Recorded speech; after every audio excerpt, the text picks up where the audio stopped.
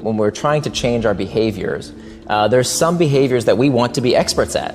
And then there's some behaviors that we're perfectly fine being amateurs at, right? And on the bottom two as well, the habitué or the addict, there's behaviors that we want to stop doing that are low willpower and high willpower. So it's not necessarily the person, it's the behavior they're trying to change.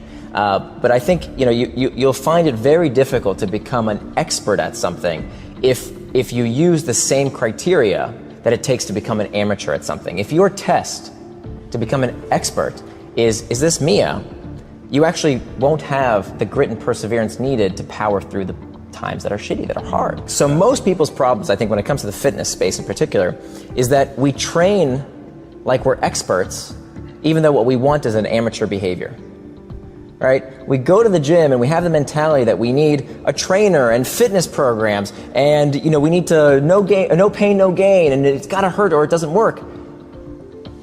And that's the expert mentality. I've written on this article you alluded to called "Why Fitness Apps Make You Fat." Because what we find is that when you take that mindset in the expert quadrant of I've got to figure out, the expert quadrant is all about figuring out your mistakes, and it's got to be in some way painful in a way, or you're not going to get better. What that means is that people are doing exercise that they hate, which means it's not going to be sustainable. Not only that, we know that when you suffer at something, there's this phenomenon called moral licensing. That when we feel like we've sacrificed in one area of our lives, it's like squeezing on a balloon, right? When we feel like we're being good in one area of our lives, we cheat in other areas of our life, right? I squeeze on this end of the balloon, the other area, and we've seen this phenomenon occur time and time again. We find that when people buy green products, they're actually less kind. They're less likely to help someone who's just fallen down in front of them after they've sacrificed by buying an ecologically sound product. Some of the highest insurance rates on the road today are from a car that you wouldn't expect it. It's not Ferraris and Lamborghinis. Some of the highest insurance rates are for blue Priuses.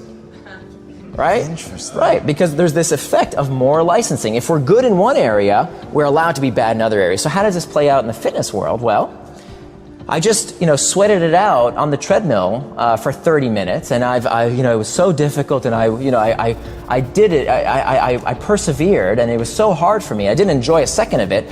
I deserve a Jamba Juice with 60 grams of sugar and 600 calories. Even though I only burned 300 calories on the treadmill, right. I deserve a reward. And unfortunately, when bringing it back to the technology industry, a lot of fitness apps today only look at that side of the equation. They're only about getting your step counts because they're using the expert mode as opposed to the amateur mode. So we talked about the top of that behavior change matrix, right? These do behaviors that are either low willpower or high willpower.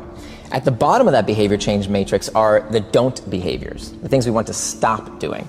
And so there again, we have low willpower and high willpower. So what I've utilized in my life is using a technique I call progressive extremism.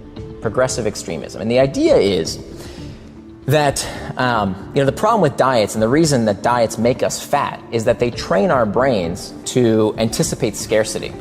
And of course, what you're doing when you train the brain to do something is that you're heightening the awareness. You're making us, these diets train us to expect, okay, I'm suffering today, but as soon as this diet ends and I can fit into my wedding dress, or the graduation ceremony comes, or here's my goal by the end of the year, I'm gonna be at this weight.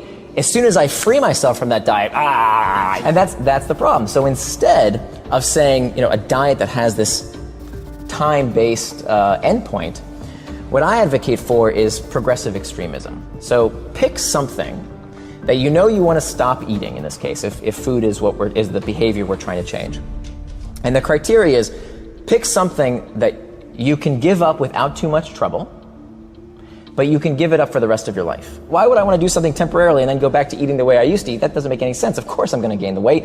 I want to make a permanent change. And so I started out with the first thing that I excised from my life was candy corn. And so I just cut them out and say, I'm never eating candy corn ever again.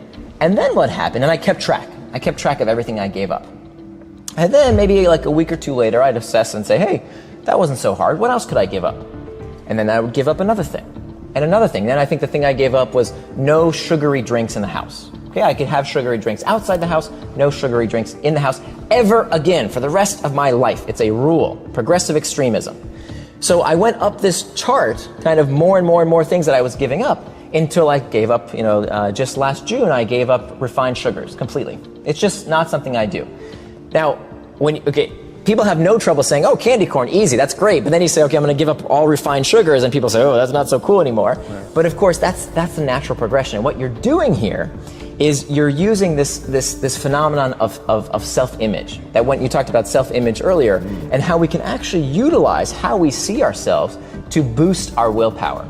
There's been a lot of studies that show that when people identify a behavior that they do or don't do as part of who they are, it becomes much easier to resist. For example, if you're a vegetarian, if you're a devout Muslim, if you're an Orthodox Jew, you're not constantly asking yourself, should I eat the meat, or should I have some beer, or should I have some pork, right? Like, that's not a debate you're having on a constant basis. You just don't do that, because that's who you are, right? If I'm a devout Muslim, I just don't drink. That's just what I do. If I'm a vegetarian, I just don't eat meat. It's no longer a debate of should I, can I, is it okay? I just don't, right? Whereas many dieters, they think to themselves, well, should I not, should I have the cake? And what they're doing is expending this willpower resource that over time, there's a lot of evidence that shows becomes depleted, and it becomes very hard. It's this constant struggle. But by doing this progressive extremism and saying, look, that's just one thing I just don't eat, and taking it slowly. I mean, this has to take years to scale up. You're constantly excising things from your life, from your diet, but for the rest of your life. And it's using that same principle of, this is just who I am, I just don't eat those things. So that's the shift, is changing your mindset of this is something I just don't do versus something I can't do, which can't means maybe it's flexible versus something I just do not do.